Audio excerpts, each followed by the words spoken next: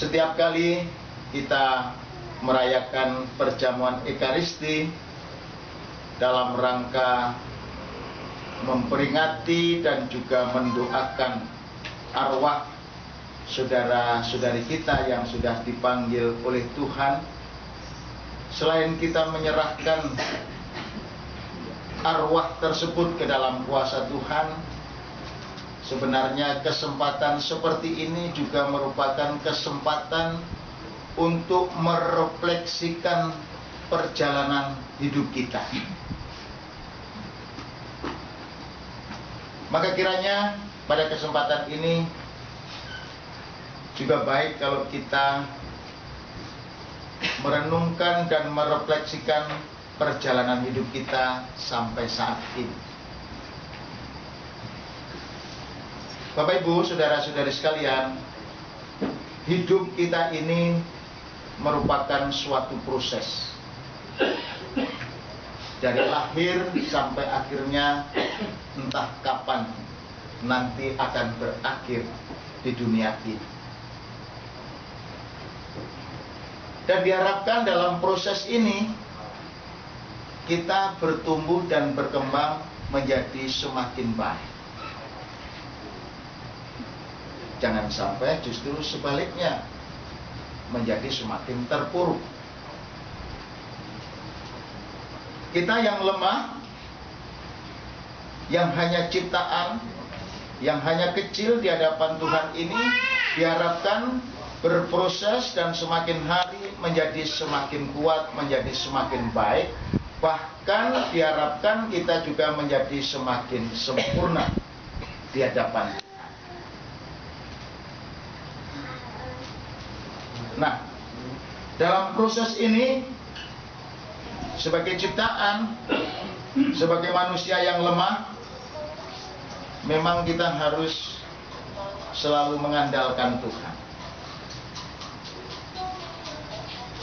Kalau dalam proses menuju dan berkembang menjadi semakin baik, kalau kita mengandalkan diri sendiri, itu akan menjadi berat.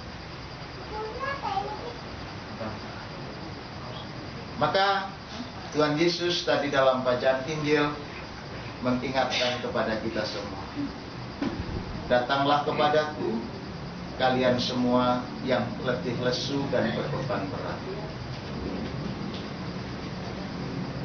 Memang perjalanan hidup kita, proses hidup kita untuk menjadi semakin dekat dengan Tuhan, untuk menjadi semakin sempurna di hadapan Tuhan, kadang terasa berat.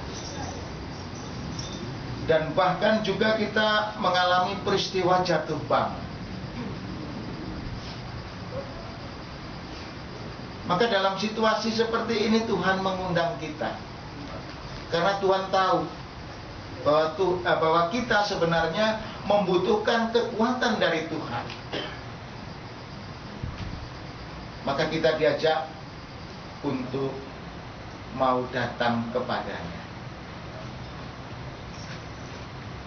Kita tidak bisa sembunyi-sembunyi. Sebagai orang yang beriman, dalam proses menuju kesempurnaan kita harus selalu mengandalkan Tuhan. Jangan mengandalkan diri sendiri. Kalau kita mengandalkan diri sendiri, kita akan menjadi semakin terpuruk, karena pada dasarnya kita ini adalah lemah, pada dasarnya kita hanya kecil, dan sebenarnya kita juga tidak berdaya. Tetapi bersama dengan Tuhan kita akan menjadi kuat. Dan dalam proses ini kita juga diajak untuk menghadapi hidup ini dengan tenang. Maka dalam bacaan pertama tadi juga disampaikan kepada kita, dipesankan kepada kita supaya kita menantikan kasih Tuhan itu dengan tenang. Ketenangan batin akan membawa kita untuk bisa merasakan kasih Tuhan. Tetapi ketika kita menanti dengan ketidaktenangan, atau orang Jawa bilang itu gerusa-gerusu, itu nanti akan membuat kita tidak bisa merasakan kasih Tuhan. Maka kalau kita sungguh-sungguh mau merasakan kasih Tuhan, kita diajak untuk menghayati hidup ini dengan penuh ketenangan, dengan penuh kebijaksanaan. Jangan terlalu tergesa-gesa, tetapi segala sesuatu yang terjadi dalam hidup kita harus kita hadapi dengan penuh ketenangan. Dan ketenangan inilah akan membawa kita semua untuk bisa mendapatkan jalan terang, bisa mendapatkan kasih dari Tuhan sendiri. Bapak Ibu, saudara-saudari yang dikasihi Tuhan,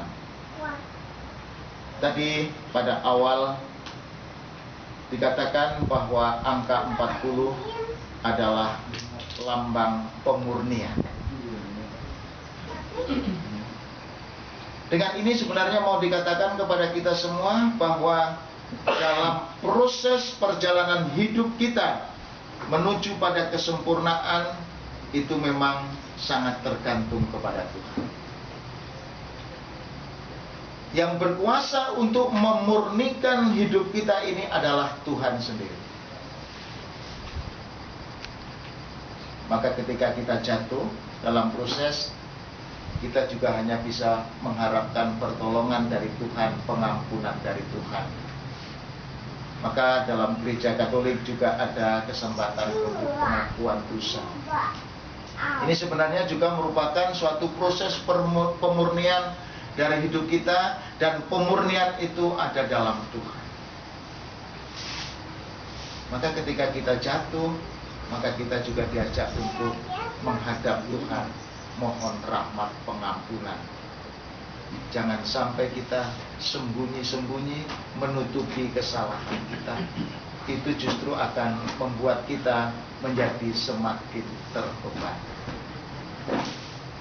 Kita diajak untuk datang kepada Tuhan mohon rahmat pengampunan, supaya akhirnya kita mendapatkan kelegaan dan kita bisa melanjutkan proses kita menuju pada kesempurnaan. Bapak Ibu, saudara-saudari sekalian, pemurnian hati itu memang ada dalam Tuhan. Kalau pada malam hari ini kita berdoa untuk Ibu Francisca Romana Siti Murwani yang sudah dipanggil oleh Tuhan 40 hari yang lalu, juga tidak lain maksudnya mau memohonkan rahmat, kasih, dan pemurnian dari Tuhan sendiri. Supaya apabila Ibu Francisca Romana Siti Murwani masih ada kekurangan-kekurangannya, kelemahan-kelemahannya, Tuhan sendiri yang akhirnya bertindak untuk memurnikan, untuk menyucikan, sehingga dia layak untuk memasuki tempat yang sudah dijanjikan oleh Tuhan, yaitu kebahagiaan bersama dengan para kudus di surga. Dan kita juga percaya melalui kurban Kristus inilah Tuhan bertindak. Kurban Kristus yang kita rayakan di meja altar ini, kita yakini menjadi tindakan konkret dari Tuhan dalam rangka untuk memurnikan arwah Ibu Francisca Romana Siti Murwani, sehingga dia akhirnya diperkenankan untuk memasuki kebahagiaan surgawi. Dan kita juga percaya bahwa melalui kurban Ekaristi ini juga Tuhan akan memberikan daya kekuatan kepada kita semua, sehingga kita yang masih berjuang di dunia ini diberi semangat baru, diberi kekuatan, dan juga diberi kelegaan, dan akhirnya kita diperkenankan untuk melanjutkan proses hidup kita, perjuangan hidup kita ini, dan kita akhirnya dibawa oleh Tuhan sendiri untuk menjadi semakin sempurna, menjadi semakin sempurna seperti Dia sendiri sempurna adanya.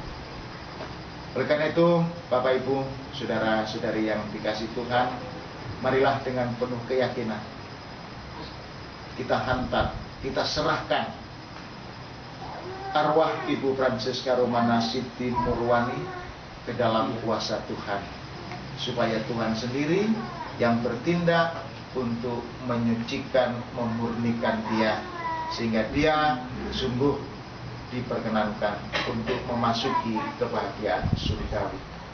Dan mari kita juga semakin menyerahkan diri kita masing-masing dalam kuasa Tuhan, supaya dalam proses perjalanan hidup kita menuju kesempurnaan semakin bisa merasakan kasih Tuhan, diberikan kelegaan, diberikan bimbingan, dan akhirnya kita sungguh dapat berproses sesuai dengan kehendaknya, dan akhirnya kelak kita juga dipersatukan dalam kebahagiaan bersama orang-orang kudusnya dalam kemuliaan surga. Dan secara khusus pada kesempatan ini kita juga berdoa untuk keluarga, saudara-saudari yang ditinggalkan oleh Ibu Franciska Romana Siti Murwani. Semoga mereka semua juga bisa menyerahkan segala situasi hidupnya ke dalam kuasa Tuhan, dan akhirnya mereka juga dapat kembali kepada situasi seperti sedia kala untuk melanjutkan proses kehidupan mereka. Mari kita sekarang mengakui kebesaran Tuhan, mengakui kuasa Tuhan dengan mengungkapkan iman kepercayaan kita kepadanya, dengan memperbarui syahadat iman kita bersama-sama.